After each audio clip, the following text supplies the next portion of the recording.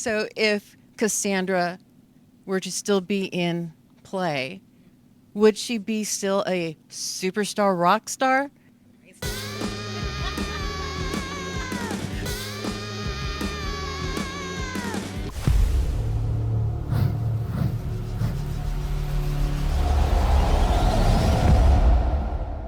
Welcome here again, San Antonio.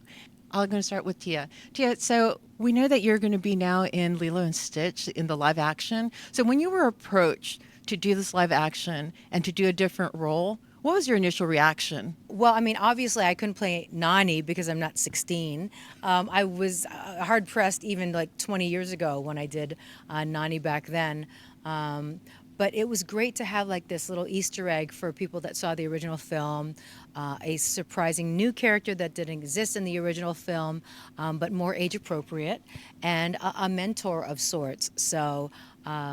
It was great to be invited to the party again, and Jason Scott Lee's also in it, and it's nice to be able to have some input on something that I helped create initially, like coming up with the idea of singing Lilo and singing Aloha Oi in the film as a way of saying farewell to my sister when social services was going to take her away.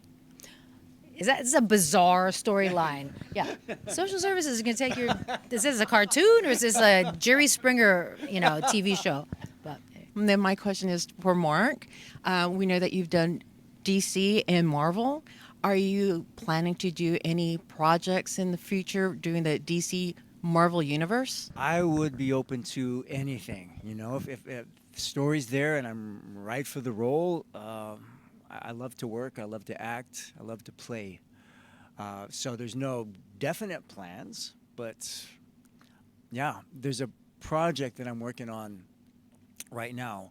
And I was telling Tia yesterday on the plane coming down here, the whole thing came about in less than 48 hours, actually 36 hours. I got a phone call from a friend, 1 o'clock in the morning, 1:30 in the morning. This is 4 months ago. Proposed that I work with him on a play.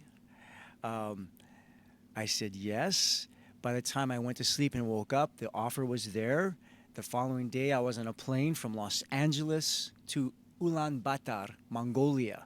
We rehearsed the play for 7.5 weeks, went out to Singapore, and presented this big play in the Mongolian language for the first time in English in Singapore. So in 36 hours, it translated into a 3-month job performing live stage for over 2,000 people. We did a 22-show run. I did 8 of the 22 in Singapore. So, being open and willing to take a chance, say yes. Yeah, like Tia has done so many times, and Rikishi did on the spot in the moment. Maybe he'll tell you about that. I don't know, but say yes. Yeah. So to answer you, yes, I'm open. So pretty much the same question with you, Rikishi. What future plans and projects are you looking forward to doing? Since I've been in the business so long, right? Like right now, my passion is to train the kids. I understand that the industry of professional wrestling has grown so much. So for us is that to be able to have these kids prepared for the life changing of their career. At one time, nobody knew who they were, and then all of a sudden, everybody knows who you are. So to be able to balance that, I still go home and once this character walks through the door, it stays outside the house. I still wash dishes. I still help with the laundry, and it's things that for me as an island man, we're raised up in what we call faos, is doing chores and to help out with family members, and so things like that has always kept me balanced with my culture coming into an industry that you don't really see too many people like us, like myself, and so diversity. Knowledge to be able to teach these kids that you are worthy. If you feel that you can fulfill that spot, that opportunity that the promoters or producers or whatever that's giving you the opportunity. By all means, we need a lot more island guys to be able to step up to the plate. I mean, look at, I'm so happy to see a lot of our people nowadays, and thank you to the sister Tia and Uso here for paving the way for 40 something years. That's a long career.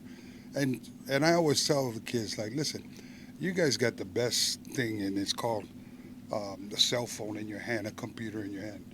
You imagine our days, we didn't have all that knowledge to go to.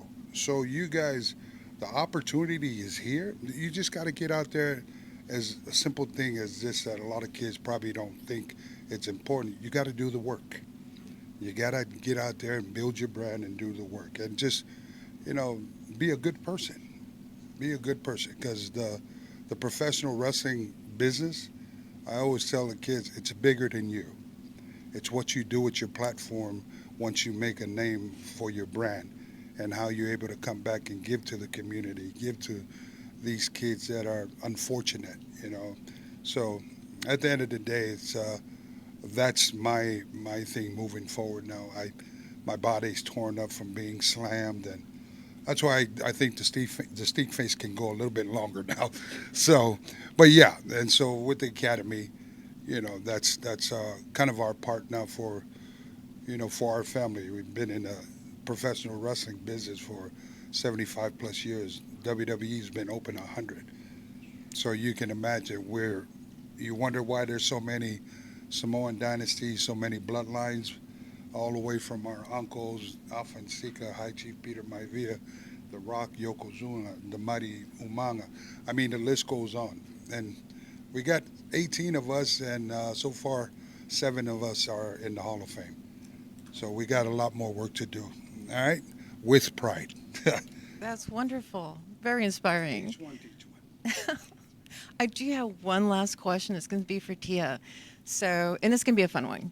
So, if Wayne World 3 were to be in production and your character, Cassandra, were to still be in play, would she be still a superstar rock star, or she'd be a producer? I always made a joke that if they came back to do Wayne's World 3 now, we'd all come out on our walkers.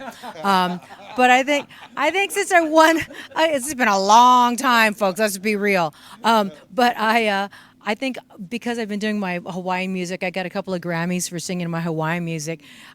You'd find me at a tiki bar, because they mocked it in the first one, right? But you find Cassandra in a tiki bar in Hawaii, and she's wearing a mu'u, and he's like, "Come on, Cassandra, I know you can still rock." And I'd be like, "Okay, let's go." And I pull off this muumuu, and I've got like this sexy red dress underneath. That's my image for Cassandra. Feel free to take that and run with it, screenwriters. And when you do the ballroom blitz performance? Oh yeah, I can still rock. Thank you so much. Thank you so much for being here and answering our questions. Mahalo. Thank you.